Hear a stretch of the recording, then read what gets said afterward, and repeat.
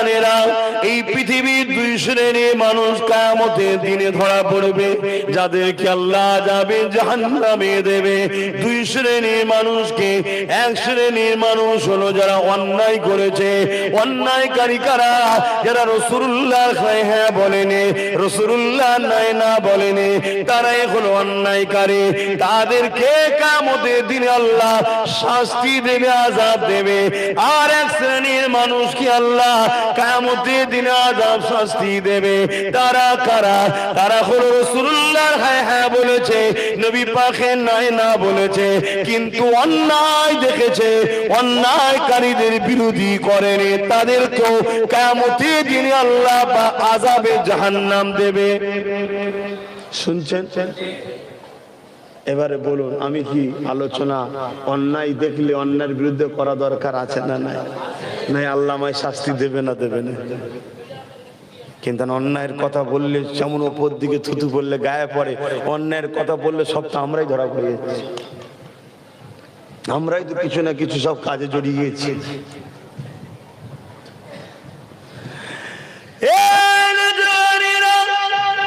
আল্লাহ ছাড় দিয়েছে, ছেড়ে কিন্তু দেয়নি। আযাব আসার আগে, দুনিয়ার বুকে শাস্তি আসার আগে পরিবর্তন হয়ে যায়। আখিরাত তো বড় ভয়ানক হয়ে যাচ্ছে। দুনিয়ার বুকেও আল্লাহ পাকের আযাবে ঘিরা সবার আগে পরিবর্তন হয়ে যায়। এই জমিনের উপরে আমার রাসূলুল্লাহ কি করেছেন শোনে। আল্লাহ নবী এসে মক্কা মানুষকে দাওয়াত দিয়েছে, এ মক্কা মানুষেরা, এক আল্লাহ পাকের দাসত্ব মেনে নাও। দ্বিতীয় কারো দাসত্ব নয়, মালিক হলো একজন, তিনি হলেন আল্লাহ। লিল্লাহি মা ফিস সামাওয়াতি ওয়া মা ফিল আরদ, জমিন আসমানের একমাত্র মালিক হলেন আল্লাহ। সেই আল্লাহ দাসত্ব করো, তিনাকে রাজি করো, তিনাকে খুশি করো। এই জমিনটা তিনার, আসমানটা তিনার। তিনি তোমাদের জন্য এই জমিনকে পরীক্ষার সেন্টার বানিয়েছে, এখানে তোমাদেরকে পাঠিয়েছে। সামান্য কিছুদিনের জিন্দেগি দিয়েছে, এই জিন্দেগিতে তোমাদের ঘরে, এই জমিনের উপরে নাই সত্যের উপরে তিনি যে কাজে খুশি হবে ওই কাজ তোমাদেরকে করে যেতে হবে। এই জমিনকে শান্তি আমানের জমিন বানাতে হবে। এই জমিনের উপরে ইনসাফ প্রতিষ্ঠিত করতে হবে। এই জমিনের উপরে জঙ্গল রাজকে মিটিয়ে দিয়ে নাই সত্য ইনসাফের প্রতিষ্ঠিত করতে হবে। এই জমিনের গরিবদের ঘরে তোমাদের ঘরে সাথ দিতে হবে। এই জমিনের বিধবাদের সাথে তোমাদেরকে সাথ দিতে হবে। এই জমিনের এতিমদের পাশে দাঁড়াতে হবে। এক পদে এই জমিনের উপরে লা ইয়ারহামুল্লাহু মান লা ইয়ারহামুন নাস, যে মানুষের উপরে দয়া করবে না সে আল্লাহ পাকের দয়াটা পাবে না।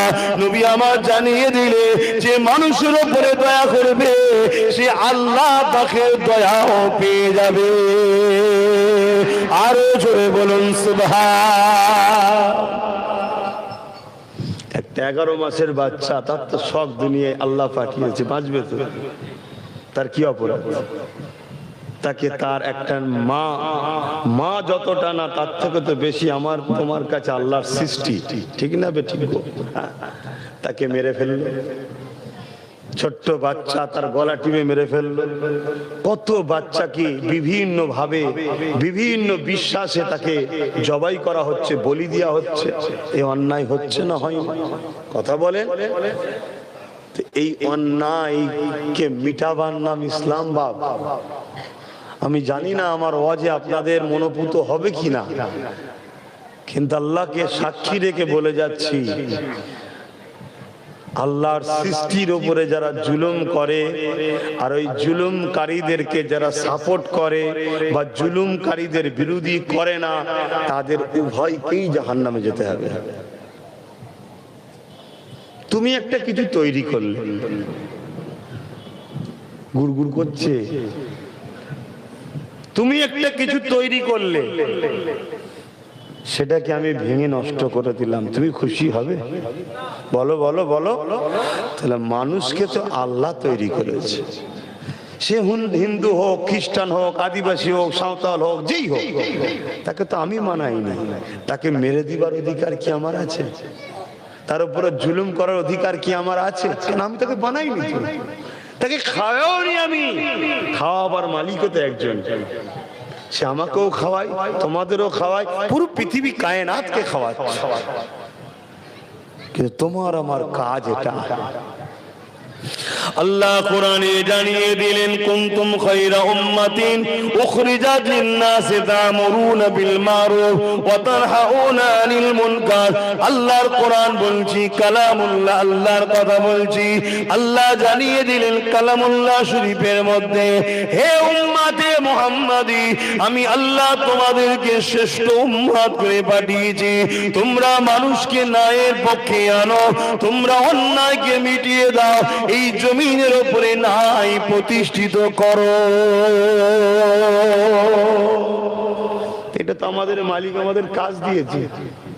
কি কাজ দিয়েছে? অন্যায় মিটাও, নাই প্রতিষ্ঠিত করো, এটা কাজ তো। এই জমিনের ক্ষুধার্ত মানুষকে খানার ব্যবস্থা করো, এটা তো কাজ। এই গরিবে যারা কাঁদছে তাদের মুখে হাসি ফুটাও, এটা কাজ। কে দিয়েছে? এটা বলবেন না? নামাজ কে দিয়েছে? সেই আল্লাহই তো দিয়েছে,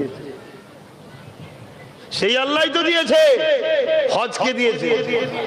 4 লাখ 5 লাখ টাকা খরচ করে হজ করে আসছেন, আর সমাজের বিধবা গরিব গুলো কাঁদছে, তার মুখে খাবার, তার থাকা, তার পাশে দাঁড়ানো, এটা কি আল্লাহর কাজ নয়? এর বেলায় আমাদের গাফলতি জ্ঞান। আমার আজ কি খারাপ লাগছে। এর গরিবের হয়ে বলা, বাবা আজকের দিনে বড় বিপদ। রাসূলুল্লাহ মার খেয়েছে, জানেন না? জানেন না? কেন মার খেয়েছিল? বড় লোকের হয়ে বলেছিল বলে? কেন মার খেয়েছিল? না ইনসাফ, গরিব অসহায়ের পাশে দাঁড়িয়েছিল তাই। কথা মাথায় ঢুকছে? তো সেই নবীর উম্মত গরিবের পাশে দাঁড়াবেন না? দাঁড়াবেন না? দাঁড়ান আপনারা। আপনারা তো শুধু বড় লোকের শুনে সেলফি তোলার জন্য ব্যস্ত, বড় লোকের গাড়িতে পিছনে ছুটার জন্য ব্যস্ত, গরিবের পাশে দাঁড়ান। খারাপ লিখছেন? আমি তো আপনার পীরের ঘরের ছেলে, আমি তো আপনার নবীর বংশেরও সন্তান, কোরাইশ বংশে জন্ম নিয়েছি, আলহামদুলিল্লাহ। আমি বলবো না আপনাদের ঘরে? এতে আপনারা বেজার হন? এই তো স্টেজটা দেখছিলাম, কি অবস্থা আপনাদের? কোথায় বাস করেন? পাশের ড্রেনটা কি আছে? যে সরু খালটা গেছে, কি অবস্থা বলুন? ও থেকে মশা তৈরি হবে না? ডেঙ্গু তৈরি হবে না? বাচ্চাগুলোকে কামড়াবে, বাচ্চাগুলো ডেট হবে না? বলুন এটা কি অবস্থা? এবার কত কষ্ট নিচ্ছেন নাকি? আমি তো একবার আসবো, বেরিয়ে চলে যাব। তোমাদের ভালোর জন্য বলছি। এই পরিষ্কার পরিচ্ছন্ন নাম কি ইসলাম নয়? আল্লাহ নবী বললেন পরিষ্কার পরিচ্ছন্ন এটা একটা ঈমানের অঙ্গ। ইসলাম তো বটে, ঈমানের অঙ্গ। এবং নবী পাক বললেন রাস্তায় যদি নোংরা থাকে ওটাকে ফেলে নির্জনে ফেলে দাও, যেখানে মানুষ যাতায়াত করেনি। আর আজকে ড্রেনটার কি অবস্থা বলুন? আপনি বলবেন গভর্নমেন্ট তো করেনি, গভর্নমেন্ট তো আপনারাই, গভর্নমেন্ট তো আপনারাই। আমার বলা কি ভুল হচ্ছে নাকি? সিলেক্টেড কারা করে? আপনারাই তো করছে না কেন? নিশ্চয়ই 500 টাকায় কিনে নিয়েছে, 1000 টাকায় কিনে নিয়েছে। এই জন্যই তো আব্বাস সিদ্দিকীকে জলসায় আনেনি, এই জন্যই তো এই ছেলেটা বাদ। ভুল বললাম? আপনাদের তো দোষ। আপনারা বাচ্চার ভবিষ্যৎকে বিক্রি করেন 500 টাকায়। ভোটের আগের রাত্রিরে 500 টাকা চলে এলো, সামান্য মদ চলে এলো, কি বিরিয়ানি চলে এলো, 500 টাকা, যাও বেড়ে দাও। একবার দেখলেন না চোরকে দিলাম না ডাকাতকে দিলাম? খারাপ নেবেন না, খারাপ নেবেন না। আপনার বাচ্চা কোনোর গলা আপনারা নিজেরা কেউ মেরে দিচ্ছে, ছবিতে দেখছি, আর আপনারা মারার জন্য শক্তিশালী হাত তৈরি করছেন, তারা এসে মারবে। কি অবস্থা আমি দেখে ভাবছিলাম যে এলাকায় রোগ হবে তো, বেশি কিছু নয় তো। 2-10টা লোক না বলে একদিনের মধ্যেই পরিষ্কার হয়ে যাবে, আর পরিষ্কার থাকলে পানিও ফ্রেশ যাবে। কেন হয়নি? কেন হবে না বাবা? এখন হয়তো মনে হতে পারে তোমাকে হুজুর অত মাথা মারতে হবে না, তুমি যা করছো করো না। হ্যাঁ বাপ বলবে না? এর আগেও শুনেছে, আমার বাপেরা শুনেছে, আমার দাদুরা এরকম কথা শুনেছে, আমার বেটা জান মুজাদ্দেদ জামান দাদা হুজুর শুনেছে। কোন হাওড়া জেলার কোন একটা জায়গায়, নাম বলছি না, সেখানে গিয়ে বলেছে বাবা তোর এইসব চুরি ডাকাতি করিস শুনলাম, বাপ গ্রাম সব চোর ডাকাত, এগুলো করিস নি বাবা। বলছে ও মলি সাহেব, মিয়া সাহেব, তোমাকে অত মাথা দিতে হবে না, তুমি যাও। আল্লাহ করে সেই গ্রামে ছোট হুজুর গেল, দাদা হুজুর বলেছিল যে আমার ছোট ছেলে তো তোকে ঠিক করবে। সেই গ্রামে ছোট হুজুর গেল, যাওয়ার পরে পুরো গ্রাম পরিবর্তন হলো। জোরে বলুন সুবহানাল্লাহ। আজকে তারা কোটি কোটি টাকার মালিক, হালাল ব্যবসা করেই মালিক, হালাল ইনকাম করছে, কাপড়ের ব্যবসা করে, সব কোটি কোটি টাকার মালিক হয়ে বসে আছে। অত তার কোনো হারাম টাকা আছে? চুরি করছে কি? তাহলে আমার বক্তব্য ভাই, শুয়ে থাকলে বসে থাকলে গন্তব্য স্থানে পৌঁছানো যায় না। তুমি ছুটতে যদি নাও পারো, টুকটুক করে হাঁটো।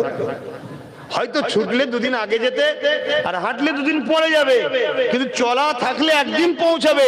আর যদি বসে থাকো, তা বাচ্চার ভবিষ্যৎ গুলো বিক্রি করলে জীবনে তোমার ছেলে তার ছেলে তার ছেলে ভবিষ্যৎ চমকাবে? এগুলো হয় বিক্রি হয়ে যেও না, নিজেরা ভাবো, পরিবর্তন হও। আল্লাহ নবী জানিয়ে দিলে দুনিয়ার মানুষেরা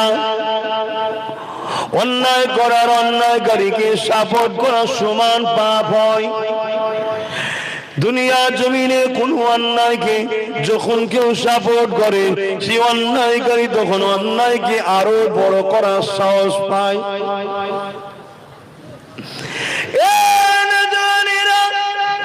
তাই মনে রাখবে, নামাজ যেমন আল্লাহর হুকুম, রোজা যেমন আল্লাহর হুকুম, মালদারকে শতকরা 2.5 টাকা গরিবকে দেওয়া এটাও আল্লাহর হুকুম। ঠিক তেমনি মালদারদের জন্য হজ করা আল্লাহ পাকের হুকুম। ঠিক তেমনি রাসূলুল্লাহ জানিয়ে দিলে যে তার প্রতিবেশীকে ভালোবাসে না, আমি রাসূলুল্লাহ জানিয়ে দিলাম সে আমার কেউই নয়। অর্থাৎ প্রতিবেশীকে ভালোবাসতে হবে, প্রতিবেশীর সঙ্গে সুসম্পর্ক রাখতে হবে, প্রতিবেশীর সুখে দুঃখে সাথ দিতে হবে। রাত 12টায় কোনো বাড়ি থেকে যদি কান্নার আওয়াজ আসে, গ্রামবাসী সবাইকে তার বাড়িতে যেতে হবে। হতে পারে সেই বাড়িটা কোনো হিন্দুর বাড়ি, হতে পারে সেই বাড়িটা কোনো আদিবাসীর বাড়ি। সে যদি মুসলমান নাও হয়, তোমার যদি প্রতিবেশী হয়, তার বাড়িতেও যদি রাত্রিরে কান্নার আওয়াজ আসে, সে যদি বিপদে পড়ে যায়, তার খোঁজ খবর নিয়ে তার পাশে দাঁড়ানো, তার সমস্যাকে সমাধান করার চেষ্টা করা, এর নাম হলো ইসলাম।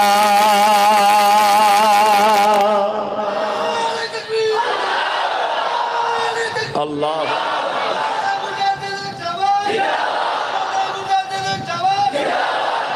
ভাই আমার, সময় সংক্ষেপ, খারাপ লেবেন না। 4 বার হজ করে প্রতিবেশীকে ভালোবাসে না। আল্লাহ নবী বলছে আমার কেউ নয়। তো নবী যদি কাউকে বলে কেউ নয়, তার কি হবে ভাই? এটা মেন্টালিটিতে ঝুঁকান ভারতারে। হজ হুকুম আল্লাহর করতে হবে, কিন্তু হজ করে আমি নাজাত পেয়েছি, এই মেন্টালিটিতে আনবেন না। নাজাত আল্লাহর দয়া ছাড়া কোনো বাপের বেটা পাবে না। আল্লাহর দয়া ছাড়া কেউ নাজাত পাবে না।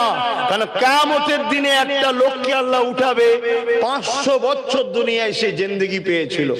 আগেকারের মানুষেরা, আগেকারের নবীর উম্মতরা 500, 600, 700, 800, 1000 বছর হায়াত পেয়েছে। আমার নবীর হায়াত কম, উম্মতেরও হায়াত কম, কিন্তু আমরা কম হায়াতে আল্লাহ আমাদেরকে কিছু কিছু দিন দিয়েছে।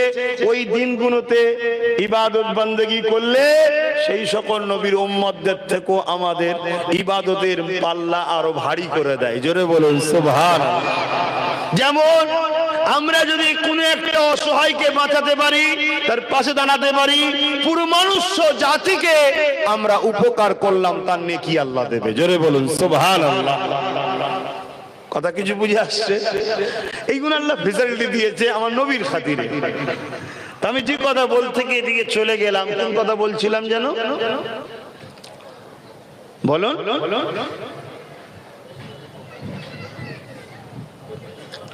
প্রতিবেশীর সঙ্গে সম্পর্ক করার কথা রাসূল বলেছেন।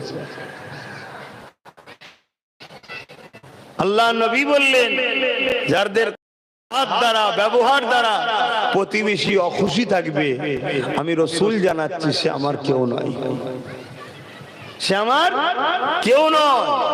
আল্লাহ নবী বলছে, কেউ যদি এতিমের মাথায় হাত বুলায়, সেজন্য আমি রাসূলুল্লাহ আমার মাথাতে হাত বুলালো। জোরে বলুন সুবহানাল্লাহ। কত বড় সৌভাগ্য! কিন্তু আজকে বলেন আমরা এতিমদের পাশে দাঁড়াই? এই না দাঁড়ানোর জন্য এতিম ঘরের ছেলেটা ছোটবেলায় এডুকেশন পেল না, শিক্ষা পেল না, পেটের জ্বালায় কখন এর রুটি চুরি করছে, ওর ভাত চুরি করছে, ওর কলা চুরি করছে, ওর ফল চুরি করছে। আস্তে আস্তে বড় হচ্ছে, আরো বড় কিছু চুরি করছে। আস্তে আস্তে সে অনেক বড় বড় সমাজ বিরোধী তৈরি হচ্ছে। তখন সমাজে সাদা কাপড় পরাওয়ালা আর এক দল লোক আছে না, বুঝতে পারছেন না, পারেন না, তারা এসে ওদেরকে সাথে করে নেয়। আবার দেখবেন তাদের পাশেই থাকে, তাকে দিয়ে আরো বড় বড় নোংরা কাজ করাবে, অনেক বড় বড় 2 নম্বরী কাজ করাবে। দিনের শেষে একদিন যখন ধরা পড়বে, তখন মিডিয়ার হেডলাইনে দেখবে মুসলমান ঘরের অমুক ছেলেটা এত খারাপ কাজ করেছে। তখন পুরো কওমের বদলা হবে।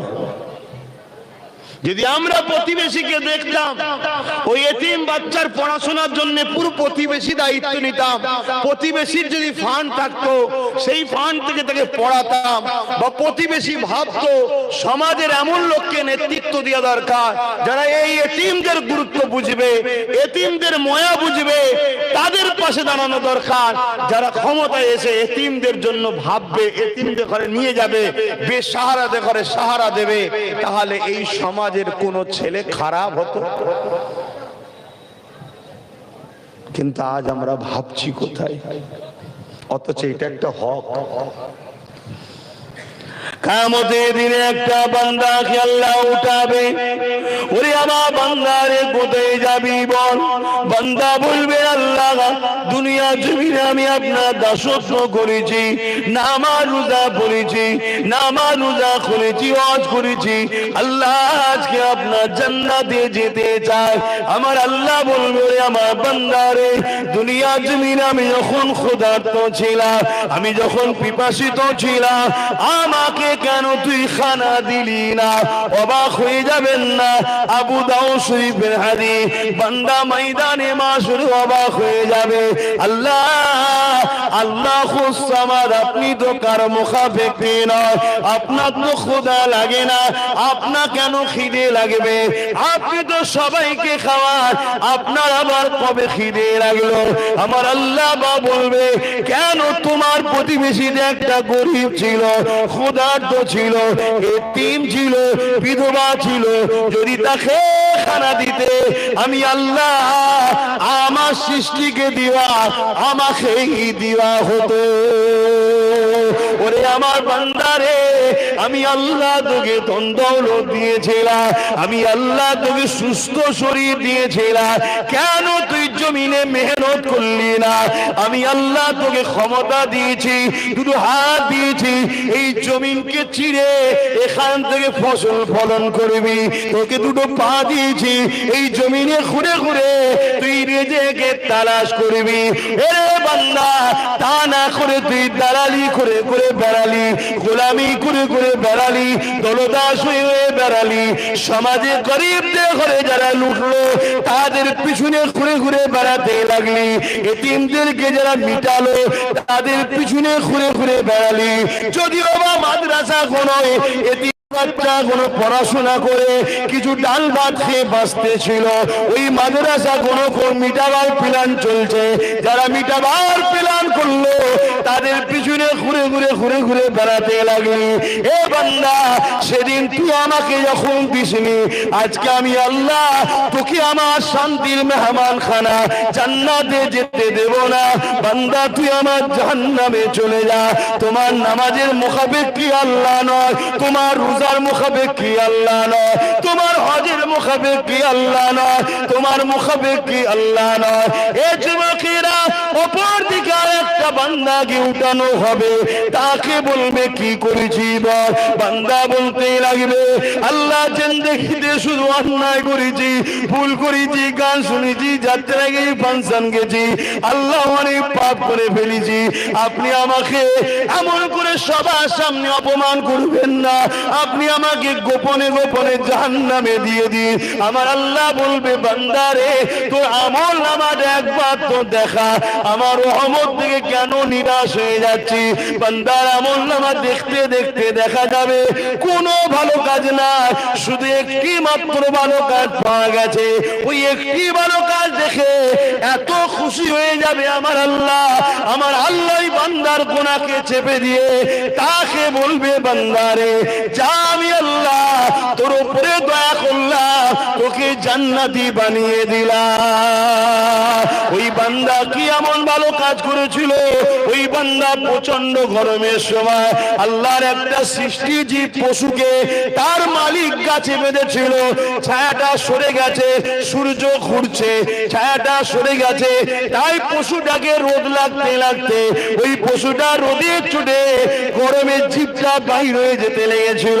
এই বান্দা যেতে যেতে দেখে বড় দয়া হয়েছে, তাই নিয়ে গিয়ে ছায়াতে বেঁধে পানি পান করিয়েছে। আল্লাহ বলবে, বান্দারে আমার দয়া নিয়ে আমার সৃষ্টি মখলুকের উপরে দয়া দেখিয়েছি। যেদিন সে বিপদে ছিল, আজকে তুই তো বিপদে আছিস ময়দানে মাশরে, তুই যদি আমার দিয়া দয়া দিয়ে আমার সৃষ্টির উপরে দয়া দেখাতে পারি, আমি আল্লাহ কেন তোর উপরে দয়া দেখাবো না? যা বান্দা, আমি তোকে আমার দয়ার বিনিময়ে জান্নাতি বানিয়ে দিলাম। আরো জোরে বলুন সুবহান আল্লাহ। ভাইয়ের আমার, আল্লাহ দয়া ছাড়া কেউ জান্নাতে যেতে পারবে না। নামাজ পড়ুন, রোজা রাখুন, হজ করুন, দান খায়রাত করুন, আল্লাহকে খুশি করার জন্য করুন। করেছি বিরাট কিছু করে ফেলেছি, এই মেন্টালিটিতে আনা মানি তো অহংকার, সেটা তো রিয়া হয়ে গেল। আর রিয়াটা কি? আল হাসাদু ইয়াকুল হাসানাতি কামা তাকুলুন নারুল হাতাবা। অহংকার আর হিংসা এত মারাত্মক খারাপ জিনিস। অন্য পাপ করলে কেউ যদি গান শুনে ফেলে, আবার নামাজ পড়েছে, নামাজের সব হবে, গানের পাপ হবে, কিন্তু নামাজের সব কাটা যাবে না। শুনছেন? কেউ মেলায় চলে গেছে, মেলা দেখেছে, গুনাহ করেছে, কিন্তু নামাজ রোজা রেখেছে, আবার রোজার নেকিও পেয়েছে, কাটা যাবে না। কিন্তু অহংকার আর হিংসা এত মারাত্মক জিনিস, যেমন লাকড়ি আগুনে দিলে পুড়ে শেষ হয়ে যায়, অহংকার আর হিংসা করলে তার আমলগুলোকে আল্লাহ এভাবে পুড়িয়ে পুড়িয়ে শেষ করে দেয়। তাহলে আপনি নামাজ পড়ে যদি মনে করেন আমি নামাজ পড়ে নিয়েছি, আমি রোজা রেখে নিয়েছি, আমি হজ করে নিয়েছি, এটা অহংকার মনোভাব এসে যাবে। শুকরিয়া আদায় করুন, কেউ সেজদা দিতে পারেনি, আপনাকে আল্লাহ ভালোবাসে, নিয়ে এসে বলেছে আমাকে সেজদা দে, বলুন আলহামদুলিল্লাহ। এর পাশাপাশি আপনাকে যে ডিউটিটা আল্লাহ দিয়েছে, কুনতুম খায়রা উম্মাতিন, শ্রেষ্ঠ উম্মত তোমরা, তোমাদের যে ডিউটি, অন্যায় মিটাও, ন্যায় প্রতিষ্ঠিত করো, সমাজকে নেশা মুক্ত করো। আজকে প্রতিটা ঘরের ছেলে নেশার মধ্যে আসক্ত হয়ে যাচ্ছে, জন জন ছেলে আত্মহত্যা করছে। একটু কিছু বাপ রাগ করলে বলছে গলায় দড়ি দেবো, বিষ খেয়ে নেবো। এই মেন্টালিটি ছেলেদের মধ্যে এলো কি করে? কাদের সঙ্গে আপনার ঘরের ছেলে মেশে, কাদের সঙ্গে উঠা বসা করে, কারা এদের মাথায় এটা ঢুকিয়েছে? অথচ আমার রাসূল পাক সাল্লাল্লাহু আলাইহি সাল্লামের যারা আদর্শের মানুষ, তারা যত কষ্টেই পড়ুক, তারা কখনো আত্মহত্যার কথা ভাবে না। কেন? আল্লাহর নিয়ামত হলো জিন্দেগি। জোরে বলুন সুবহানাল্লাহ। আমাদের ঘরের ছেলেদের দশা দেখুন, নেশার মধ্যে আসক্ত। নেশা মুক্ত সমাজ গড়ার নাম ইসলাম। নেশার কারণে সমাজে যদি 100টা অ্যাক্সিডেন্ট হয়, তার জন্য 80টা হচ্ছে নেশার কারণ। সমাজে যদি 100টা ক্রাইম হয়, 80টা হলো নেশার কারণ। সমাজে যদি 100টা খুন হয়, 80টা নেশার কারণ। সমাজে যদি 100টা মেয়ের সংসার ভেঙে যায়, ডিভোর্স হয়, 80টা মদ নেশার কারণ, নেশার জন্য সংসারগুলো শেষ হচ্ছে, সমাজ শেষ হচ্ছে। আর আমরা সামান্য ভিক্ষায় ওই নেশাকে নিয়ে, নেশাকে যারা প্রজেক্ট করছে তাদেরকে ক্ষমতায় আনছে আমরা। অথচ বলছে আমরা ইসলামের অনুসারী। কি আমার বলা ভুল হচ্ছে? অথচ রাসূল এই নেশার বিরুদ্ধে সংগ্রাম করতে গিয়ে মার খেয়েছে, গরিবকে অধিকার দিতে গিয়ে মার খেয়েছে, বিধবাকে মর্যাদা দিতে গিয়ে মার খেয়েছে, নারীদেরকে জ্যান্ত পুঁতে দেওয়া হচ্ছিল, পোতাকে বন্ধ করে দিয়ে নারীদের মর্যাদা অধিকারের কথা বলতে গিয়ে মার খেয়েছে আমার রাসূল। আমার রাসূল লেবার শ্রেণীর মানুষ, তাদের গায়ের ঘাম শুকোবার আগে তার পরিশ্রম দিয়ে দিতে হবে, এই কথাটা বলতে গিয়ে রাসূল মার খেয়েছে। কেননা জাহিলিয়াত যুগের মানুষেরা যারা ক্ষমতাশালী ছিল, তারা যুবকদের ঘরে, ক্ষমতাশালী ঘরের ছেলেদের, গরিবের ঘরের ছেলেদের কোমরে বেল পরিয়ে ঘরের গৃহপালিত পশুর মতো দুর্ব্যবহার করত। সেই রাসূল পাক সাল্লাল্লাহু আলাইহি সাল্লাম বলেছেন, না, ও গরিব, ওকে গরিব করে মালিক পরীক্ষা নিচ্ছে, তোমাকে ধনী করে পরীক্ষা নিচ্ছে। ওরও মর্যাদা মানুষ, তুমিও মানুষ, মানুষে মানুষে কেউ কারো দাস দাসী হবে না। রাসূল পাক সাল্লাল্লাহু আলাইহি সাল্লাম এই কথা বলতে গিয়ে মার খেয়েছে। আজকে আবার নতুন করে গোলামি প্রথা চালু হচ্ছে না, হয়নি? বল, আমার কথাটা সারা দেবেন না? এখানে যতজন বসে আছেন বুক ঠুকে বলুন যে আমি গোলাম না। পারবেন? পারবেন? আমি কিন্তু ঠুকে নিয়েছি, আমি গোলাম না, বলতে পারবেন না। কারো না কারো কাছে আপনারা বাঁধা আছেন। হয়তো বেলটা দেখা যাচ্ছে না অদৃশ্য, কালকে দেখা যাবে। যদি এখন তোমরা এই বেল না খোলো, তোমার ছেলের গলায় দেখা যাবে। কথা কি খুব বড় বলে ফেললাম নাকি? কষ্ট হলো? এনেছেন ভালোবেসে, বাঁচাবার জন্য দুটো কথা বলছি। তোমার গলার বেল দেখা যাচ্ছে না যুবক, আমি যুবকগণকে বলছি, তোমার গলার বেল দেখা যাচ্ছে না, কিন্তু তোমার গলায় বেল আছে। দেখো, দেখো, তুমি কিছু করতে গেলে দুনিয়ার কোন জালিমের কথা তোমায় ভাবতে হচ্ছে। তুমি কোন জায়গায় হাঁটতে গেলে, কোন কাজ করতে গেলে, কোন পদক্ষেপ নিতে গেলে তোমার মনে হচ্ছে যেন আমার কাউকে বলা দরকার, উনি অখুশি হবে না তো। বেল আছে না নাই? আল্লাহ শুকর করে বলছি, দুনিয়া একদিকে হয়ে যাক, কোন পদক্ষেপ নিবার আগে ভাবি আমার আল্লাহ খুশি না বেজার। খুশি তো চ, দুনিয়া যা বলে বলে বলে, আর আল্লাহ বেজার, দুনিয়া যতই বাহবা দিকে যাক সে রাস্তায় যাব না। অতএব ভাই আমার, যুবক আমার, তোমাকে আমাকে কিছু ডিউটি দিয়েছে আল্লাহ, ওই ডিউটি পালন করে কবরে যাও। কবর বড় একা থাকার জায়গা, বড় কঠিন জায়গা, বড় পোকামাকড়ের জায়গা। ওই কবর তোমার সাথে কেউ যাবে না, ওখানে কোনো কারো দাদাগিরি চলবে না, কারো পাওয়ার চলবে না। আহারে আমার খাস লোক ছিল, কিছু AK-47 দিয়ে পাহারাদার ঢুকিয়ে দে কবরে, ডিস্টার্ব যাদের না হয়। কোনো দাদা দিদির কথা চলবে না ওখানে। তোমার ঘরের আপনজন, বাপ যদি মারা যায় ছেলে যাবে নাকি? আব্বার সাথে যাই, রক্তের সম্পর্ক, বলছে না যাব না।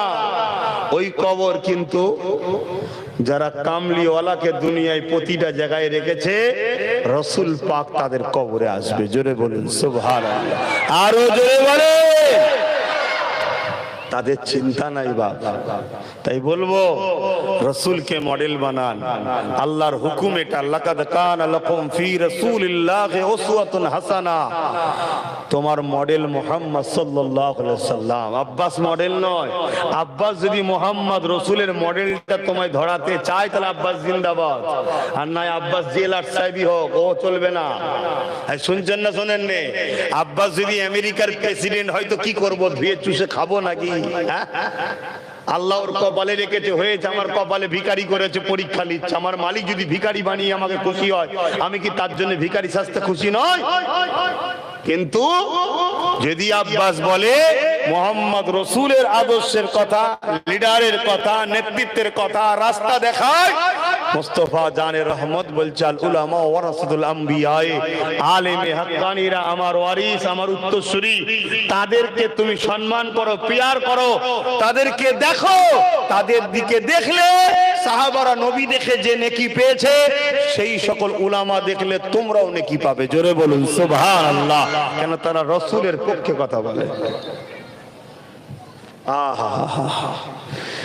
আল্লাহ নবী কত কষ্ট করে এই জমিন থেকে নেশা মুক্ত করলো। আল্লাহ নবী কত কষ্ট করে এই জমিনের জুলুমকে বন্ধ করলো। আল্লাহ নবী কত কষ্ট করে জলিমের অত্যাচারকে বন্ধ করলো। এ যুবকেরা, তরুণীরা, বাবেরা, আবু জিল, উতবা, সাইবা, আবু লাহাবের মতো ব্যক্তিরা আমার রাসূলুল্লাহর উপরে কত জুলুম করেছে। কেননা নবী পাক ন্যায়ের পক্ষে কথা বলেছে।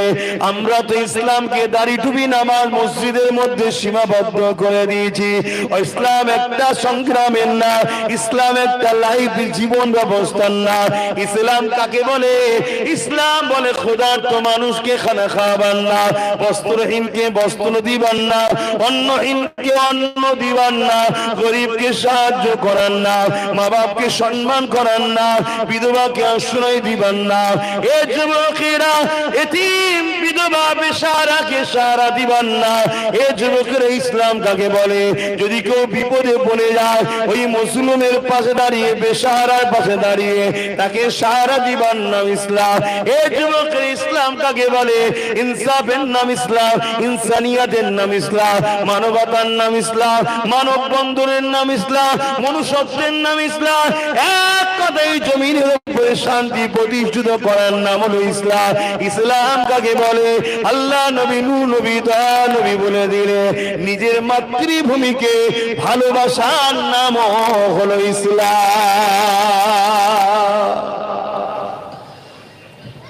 নিজের দেশকেও ভালোবাসা, এটা একটা ইসলামের পার্ট না? পার্ট নয়, এটাও পার্ট।